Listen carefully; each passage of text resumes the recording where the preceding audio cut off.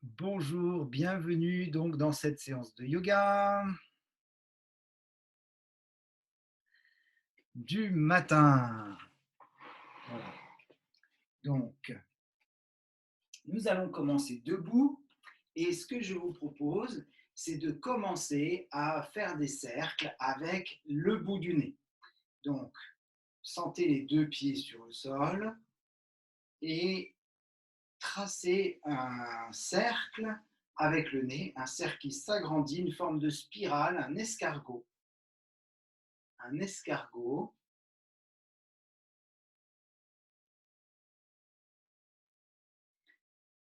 Et qui s'allonge, qui s'allonge, qui s'agrandit pour aller au maximum de l'amplitude qu'il est possible de mettre en place en gardant conscience des appuis des deux pieds sur le sol ou sur le tapis. Ensuite, dans l'autre sens, tout en continuant à sentir le va-et-vient du souffle, la respiration se faire, je vais faire des cercles avec la tête que je vais réduire progressivement, petit à petit, jusqu'à revenir au centre de la spirale, au niveau du bout du nez. Pour les épaules, je vais faire un carré avec les épaules en haut devant, les épaules en haut derrière et les épaules en bas derrière. Les épaules en bas devant, en haut derrière et en bas derrière.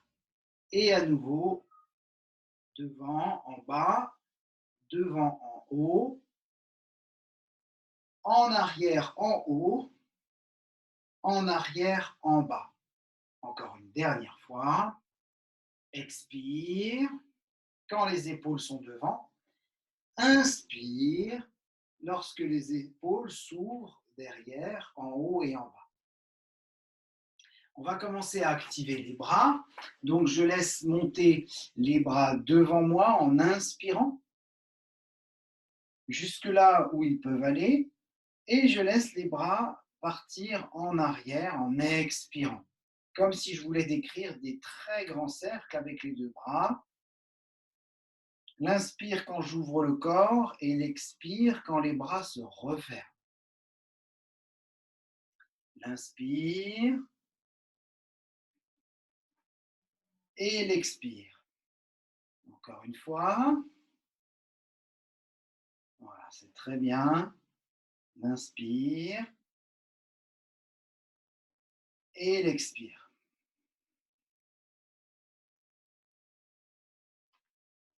Je vais mettre les mains sur les côtes flottantes, là où je sens que ça respire, là où je sens qu'il y a une activité respiratoire, et je vais faire le fameux hula hop, le fameux mouvement des cercles du bassin. Donc, on pourrait choisir de ne bouger que le bassin si le thorax et les genoux sont immobiles, ou de faire un mouvement complet en sentant le fait d'avoir mis les mains sur les côtes flottantes, en sentant le mouvement respiratoire. Donc, choisissez si vous faites des cercles très, très, très, très, très largement en hula hop, en engageant tout sauf les pieds et la tête, ou si vous ne engagez que le bassin dans un sens et dans l'autre, vous mobilisez uniquement le bassin. Les deux sont très intéressants. Les deux sont très intéressants en gardant le contact des pieds sur le sol et bien sûr entre les mains le mouvement respiratoire.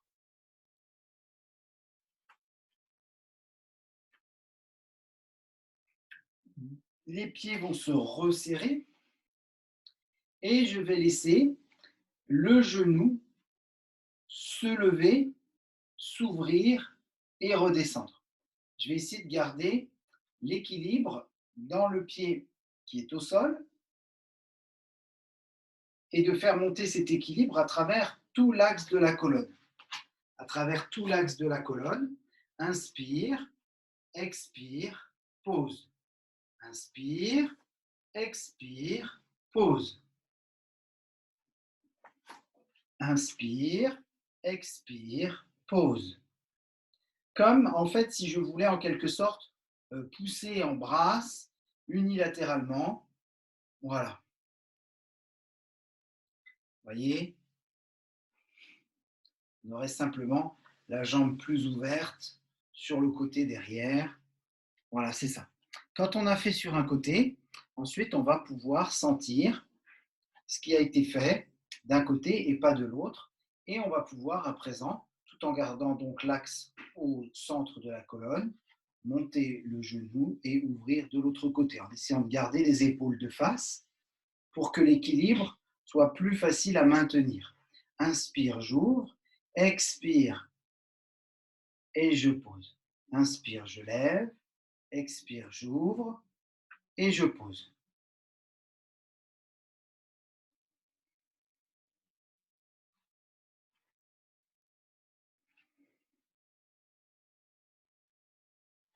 Et justement, euh, par rapport à ces exercices d'équilibre, je vais monter sur les pointes de pied. Je vais monter sur les pointes de pied et redescendre sur les talons. Monter sur les pointes de pied et redescendre sur les talons. Qu'est-ce qui va faire que je vais tenir en équilibre?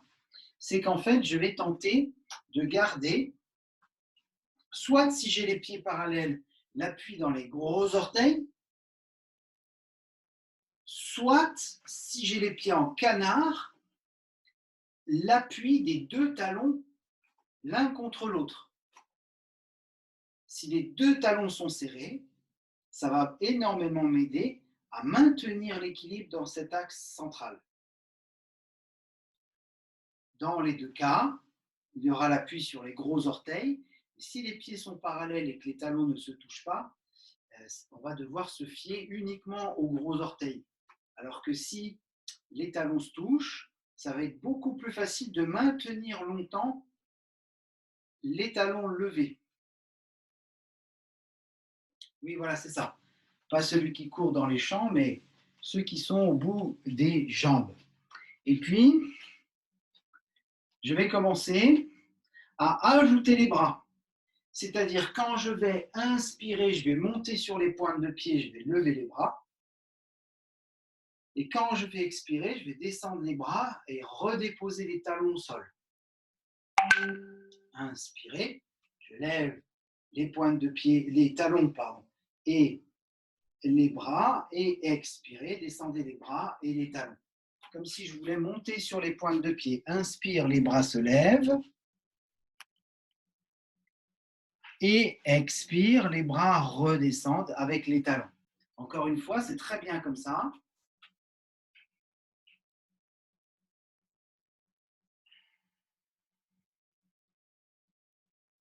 Okay. Et puis cette fois-ci, je ne vais le faire que sur une seule jambe. C'est-à-dire, inspire, je lève une jambe avec les bras et expire l'autre côté. Inspire, je lève une jambe avec les bras. Expire, je redescends la jambe sur le côté avec les bras. Et je change de jambe à chaque fois pour m'entraîner à maintenir l'axe de la colonne, la conscience de l'axe, gros orteil, gros orteil, gros orteil, gros orteil. Inspire, expire. Encore une fois de chaque côté. Inspire,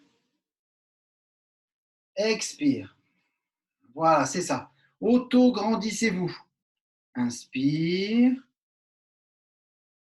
expire. Magnifique. Très bien. À présent, voilà, c'est ça, on équilibre les deux côtés. Très bien. Et à présent, ce que je vous propose, c'est d'utiliser la chaise. Donc, ce qui va nous intéresser avec la chaise, c'est d'aller plus loin dans la flexion. Donc, pas dans la réflexion. Sinon, on va se mettre à réfléchir. On va rester dans la sensation, dans l'aspect sensationnel de la pratique, de l'existence. On place les deux mains sur la chaise et on laisse le bassin partir en arrière. On laisse le bassin partir en arrière. Au début, peut-être que les jambes seront pliées. Et puis ensuite, progressivement, ce qu'on va chercher à faire, c'est à tendre les jambes, à les allonger. Si vous sentez que c'est trop difficile pour les épaules, vous posez les coudes. Au lieu de poser les mains, vous posez les coudes pour soulager les épaules. Voilà, ça, c'est la première partie de cette flexion où on a besoin de laisser le bassin partir en arrière. On a besoin de sentir le dos qui s'allonge parce que le bassin part en arrière. On a besoin de sentir les aisselles qui s'ouvrent parce qu'on laisse les mains ou les coudes partir en avant. Voilà, c'est la respiration qui fait tout. Prenez une grande inspiration et expirez lentement.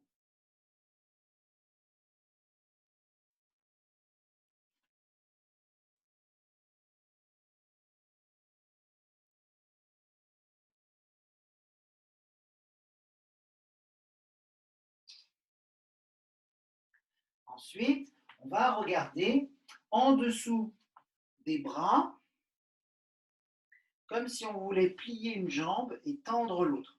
Alors, quand on va regarder en dessous du bras gauche, par exemple, on va allonger la jambe gauche. Et quand on va vouloir regarder en dessous du bras droit, c'est évidemment la jambe droite qui va donc s'allonger.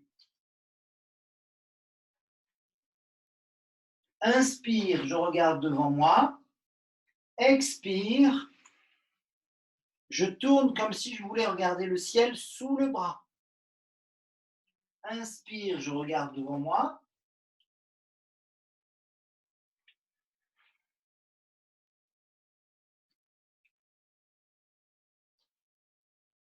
Voilà, plusieurs fois comme ça, pour bien ressentir, comme si je pouvais regarder sous mon bras. Comme si je pouvais regarder sous mon bras. Voilà, pour faire respirer donc le grille costal à partir des vertèbres jusque devant sternum. Les côtes sont articulées à partir des vertèbres, donc je suis en droit de ressentir la respiration se faire dans le grille costal, dans le thorax, à droite et à gauche, à partir de la colonne. À droite et à gauche à partir de la colonne. Une grande respiration latérale thoracique. Respiration très profonde qui m'aide dans la posture.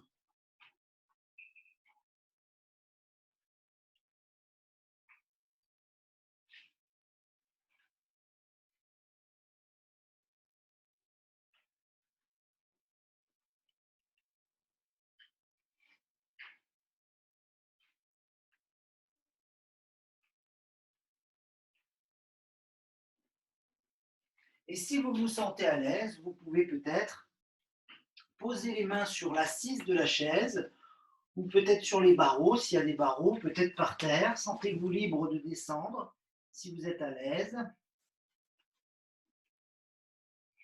Avec les genoux pliés, bien sûr. Les coudes sur les genoux, sentez-vous libre en fonction de vos possibilités de descendre. Et je remonterai ensuite tranquillement. Voilà, en fonction de ce que je peux faire, c'est très bien. Voilà. Alors,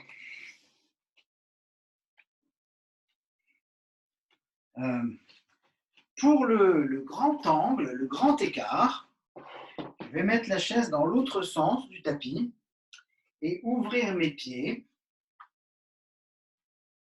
Et je vais jouer avec la chaise dans le sens où elle va me permettre de descendre sur le côté, alternativement d'un côté ou de l'autre. Bien sûr, si j'ai besoin de descendre et de rester un peu plus sur un côté, je reste un peu plus sur un côté. Ce qui va nous intéresser, c'est surtout le positionnement des pieds sur le sol. le positionnement des pieds sur le sol. Donc, on essaye d'avoir les pieds vers l'avant, en direction de la chaise. Les pieds vers l'avant. Et on y va doucement. La chaise m'aide éventuellement à descendre, à garder l'équilibre progressivement. Progressivement, voilà, les pieds bien écartés. Et je descends d'un côté et de l'autre. Voilà, c'est ça, très bien. Écartez les pieds, écartez les pieds, écartez les pieds pour que vous puissiez sentir légèrement les étirements des adducteurs à l'intérieur des cuisses. Voilà, on fait attention aux genoux. Ce qui est important quand vous descendez, une jambe tendue, l'étirement des adducteurs, la jambe pliée, le genou reste au-dessus du pied. Le genou reste au-dessus du pied. On ne descend pas exagérément, on ne descend pas complètement. On met ça en place progressivement. Progressivement. Voilà, progressivement. Avec la respiration, bien sûr. Voilà. Et il est normal que le bassin parte en arrière. Il est normal que le bassin parte en arrière, c'est-à-dire quand vous allez plier, le bassin va partir en arrière, c'est normal.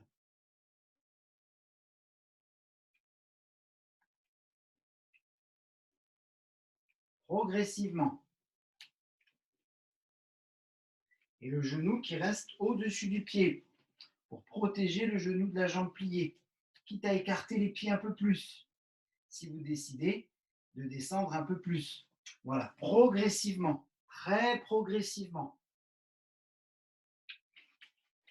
jusqu'à arriver dans la fente. C'est-à-dire qu'on a gardé la chaise sur le côté et nous allons placer un pied devant, un pied derrière. Donc là, la chaise nous aide à garder le talon arrière levé et je vais descendre, genou au-dessus du talon de la jambe avant, et c'est le genou arrière qui plie. Je plie ce que je peux plier. Je teste sur un côté, je teste sur l'autre côté. Tout l'appui est dans le talon avant et les deux gros orteils à l'avant et à l'arrière. Le genou de la jambe avant reste au-dessus du talon et j'essaie de plier la jambe arrière. Je descends progressivement, ce que je peux descendre au fur et à mesure. Ce que je peux descendre au fur et à mesure. Voilà, ni plus ni moins. Je descends ce que je peux descendre en respirant. Et la chaise m'aide. La chaise m'aide dans cette entreprise. La respiration m'aide. Voilà, je ne vais pas trop loin. Si ma capacité me le permet, je vais descendre complètement, c'est-à-dire poser le genou arrière au sol. Mais ce n'est pas une fin en soi, ce n'est pas ce que nous recherchons. Ce que nous recherchons, c'est être à l'écoute du corps et à ressentir l'ouverture progressive et délicate de la face avant de la cuisse, arrière, de la hanche qui s'ouvre avec la jambe en arrière. Voilà, très très progressivement, très très progressivement.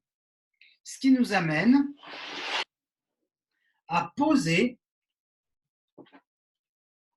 le pied sur la chaise, sans les bras.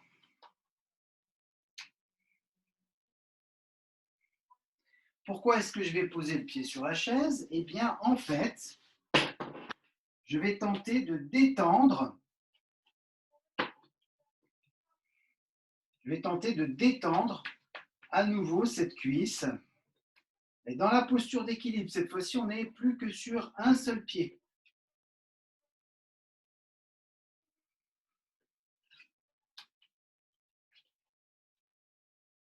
Voilà, j'essaie de poser le pied sur l'assise de la chaise. Voilà, c'est ça. Donc, idéalement, je pose le dessus du pied, le coup de pied, sur la chaise pour détendre, travailler l'équilibre évidemment. Donc l'équilibre à partir du gros orteil, le long de toute la colonne. Et j'essaie de détendre la jambe. Alors bien sûr, comme il y a un travail d'équilibre, peut-être que je vais rester simplement 1 ou 2 respirations. Mais l'idée, ça serait de pouvoir poser le pied sur la chaise et de détendre la cuisse. Voilà. OK. Alors maintenant, revenons avec la chaise. Tout cela est progressif, hein. Et j'essaye, en tenant la chaise, d'attraper mon coup de pied, ma cheville. Voilà. Dans un premier temps, on a tendance, quand on attrape comme ça, le pied, la cheville, à avoir le genou écarté. Donc nous, ce qui va nous intéresser, c'est de détendre la nuque, les épaules, et bien sûr, pour que les 2 genoux se rapprochent l'un de l'autre.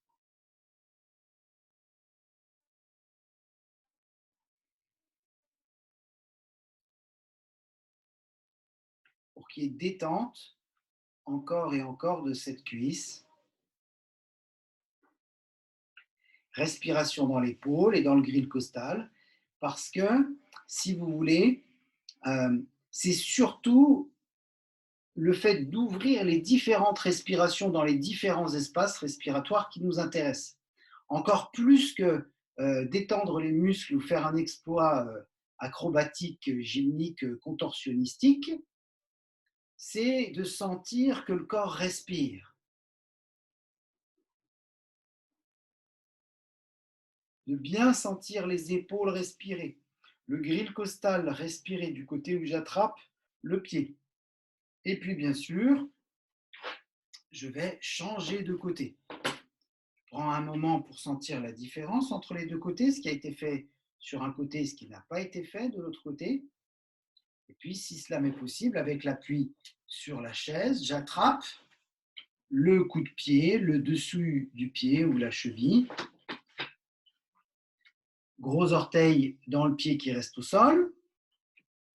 Et je laisse la respiration se faire, la détente dans les épaules, dans le grille costal. Je laisse toute la posture se mettre en place.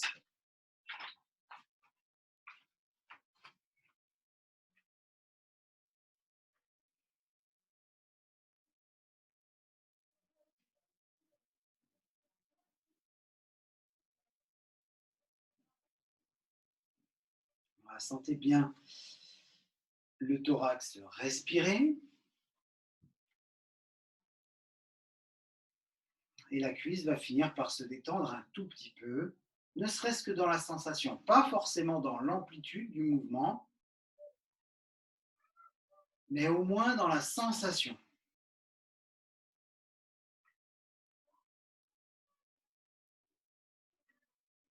Pour terminer nos postures debout, la chaise devant nous en grand écart, donc sur la longueur du tapis. Et ce que je cherche à mettre en place, c'est à pousser la chaise en avant avec les pieds écartés.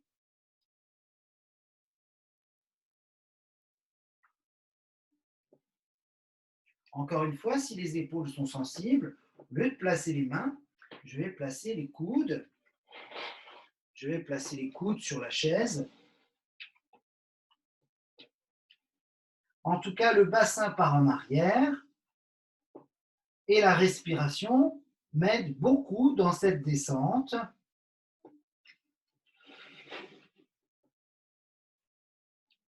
Alors, progressive, si c'est possible pour vous, les mains sur l'assise de la chaise ou sur les barreaux ou jusqu'au sol. Voyez jusqu'où vous pouvez aller. La chaise nous aide dans la posture, mais peut-être aussi nous aide à descendre et à monter pour plonger dans la posture, si c'est possible, ou pour remonter étage par étage. Voilà, je vous laisse respirer plusieurs fois dans cette posture. Voilà, c'est très bien. Voilà, voilà, bravo. Nous allons pouvoir, à présent, nous allonger. Donc voilà, vous pouvez vous allonger tranquillement et poursuivre cette séance en cliquant sur le lien Yoga débutant 1 est terminé avec une bonne séance au sol, bien tranquillement. Merci beaucoup.